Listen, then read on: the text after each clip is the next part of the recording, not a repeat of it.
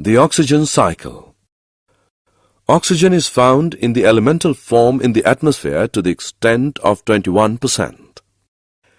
In the air it is found also in the form of carbon dioxide.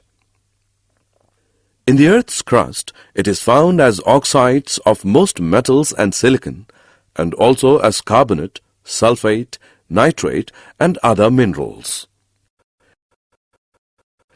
It is also an essential component of most biological molecules like carbohydrates, proteins, nucleic acids and fats or lipids.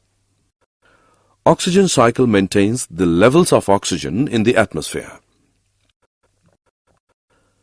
Oxygen from the atmosphere is used up in three processes, namely combustion, respiration and in the formation of oxides of nitrogen.